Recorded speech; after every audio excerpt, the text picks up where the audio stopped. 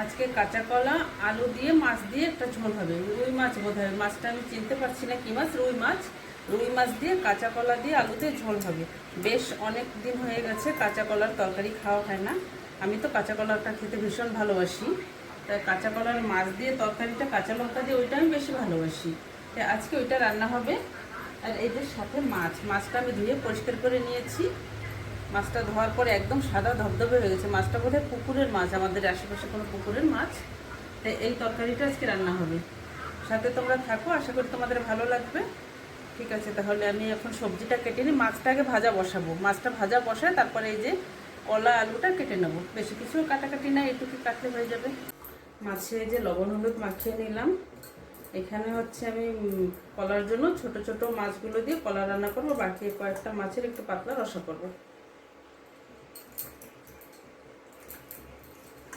মশলা মাখানো হয়ে গেছে, মানে লবণ হলুদ মাখানো হয়ে গেছে। এখন তেল গরম হয়ে গেছে, মাছগুলো দিয়ে দিলাম।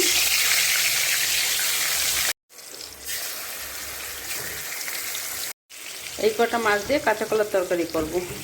আমার কর্তাবাবু আবার সবজি দিয়ে মাছ দিয়ে খেতে চায় না, তার জন্য এই যে রেখেছি এই মাছ কটা, তার জন্য আলাদা করে রসা করে দেব।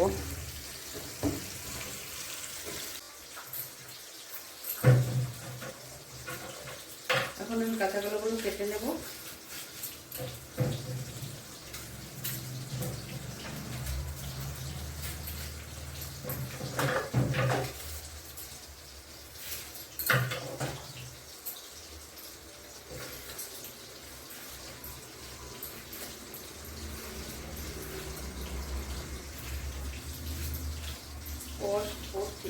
কলাগুলো বোধহয় আজকে তুলেছি, সকালে গাছ থেকে তুলে বোধহয় বিক্রি করতে নিয়ে আসছে। দেখুন না, কলাগুলো কাটবো।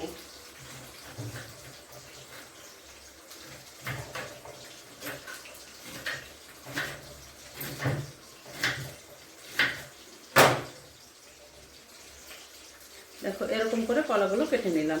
ছোট ছোট করে কাটতেছি, বেশি একটা বড় করে কাটবো না।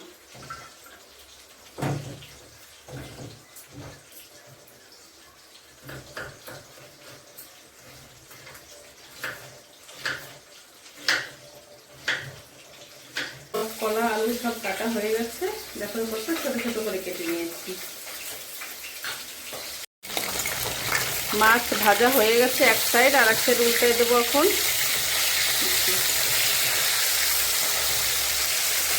মাছ ভাজা প্রায় হয়ে গেল। মাছ ভাজা হয়ে গেল। মাছগুলো একদম সাদা, এরকম সাদা মাছ না আমি তেমন বেশি কোনোদিন দেখি নাই। একদম সাদা তাজা মাছ, মাত্র পুরো সাদা, একদম ধোয়ার পরে পুরো সাদা হয়ে গেছে। দেখো ভাজা করেছি তাও মাছের কালারটা আসেনি, সাদা রয়ে গেছে। মাছের তেলের ভিতরে দিয়ে দিলাম ফোড়নে জিরে,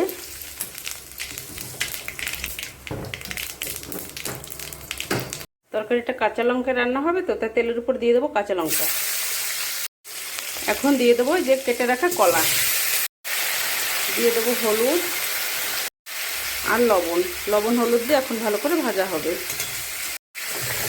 আর কাঁচা লঙ্কা তো দিয়েছি আগে, কাঁচা লঙ্কার আর দরকার নেই। লবণ হলুদ লঙ্কা দিয়ে এখন কলাটা ভালো করে ভেজে নেব।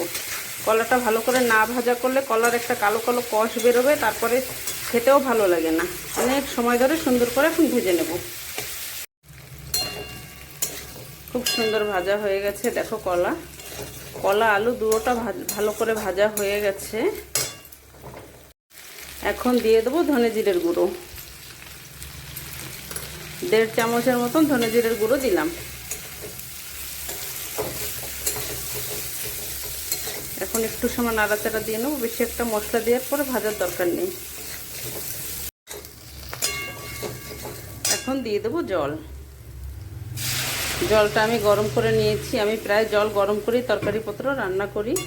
জলটা গরমটা দিয়ে দিয়েছি। গরম জল দিলে একটু মানে খেতে ভালো লাগে, তরকারিপত্র একটু টেস্ট ভালো হয়। তরকারিটা খুব সুন্দর জাল উঠে গেছে। এখন দিয়ে দেবো এই যে ভেজে রাখা মাছ। কলার কালার আর মাছের কালার একই রকম, বোঝাই যাচ্ছে না। দেখো এখন একটু নাড়াচাড়া দিয়ে এখন একটু সময় ঢাকা দিয়ে রেখে দেবো, কিছু সময় ঢাকা থাক।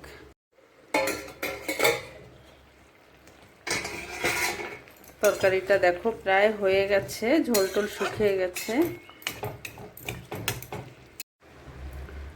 সুন্দর একটা গা মাখা হয়েছে, একদম একগাদা ঝোলও হয় নেই আর একদম শুকানোও না, খুব সুন্দর হয়েছে। আর একটু সময় থাক চুলোর উপরে।